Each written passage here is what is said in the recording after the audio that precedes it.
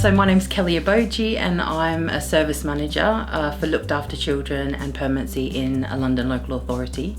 And the reason that I am talking here today is because I've been involved in developing the best practice guide for viability assessments of kinship carers. And the reason I was involved in that project was because of my history and experience of developing a kinship team probably about 12 plus years ago, and just the experience of developing that team and developing the work that we were doing at the time to bring some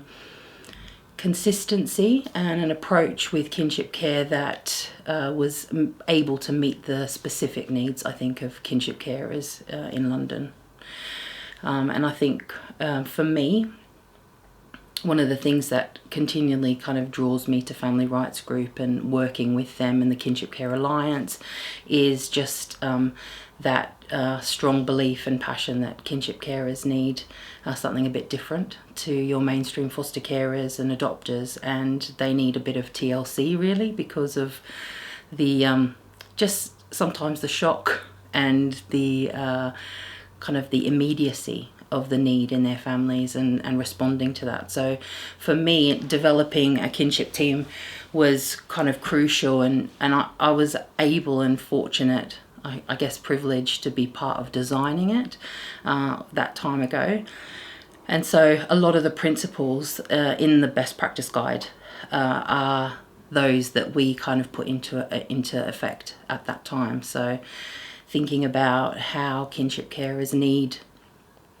just that specialist level of care and assessment.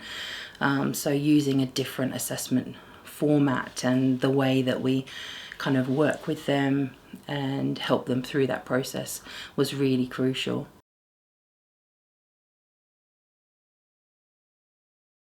For me, some of the principles in the best practice guide and how we use them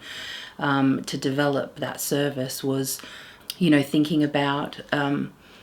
how and what to kind of talk to kinship carers about right at the beginning. So once you've identified people, which is also quite a tricky process, but once you've come to find the people in the family network who are available and willing to kind of think about caring for children or supporting family, thinking about what information they need and how to make that as holistic as possible. So one of the things that I had right from word go at the beginning of my team was I would have a kinship social worker going out with a child social worker to visit the potential kinship carer. And at that point, it just gave us an opportunity to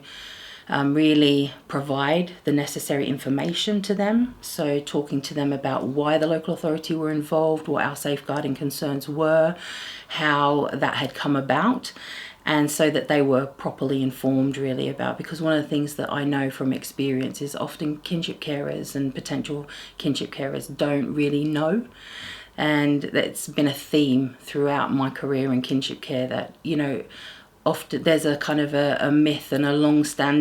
long-held myth in social work that, well, family members should know, and why didn't they inform people and why didn't they report things? But actually, when you start working with families and you start to talk to them openly and honestly, they will have maybe had some snippets. They might have kind of been exposed to certain small little things over a period of time, but they won't have the full picture, and they won't understand the extent often to why the local authority are so concerned. So it's a really good opportunity at that point for us to share that information with them and make sure that they're clear and they really understand the concerns that are being held. And then at that point, you have an opportunity to look at how this potential carer could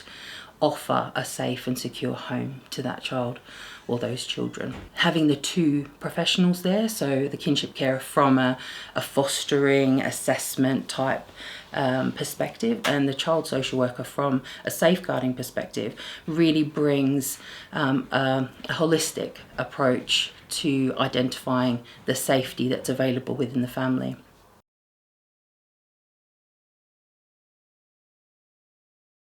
We would ideally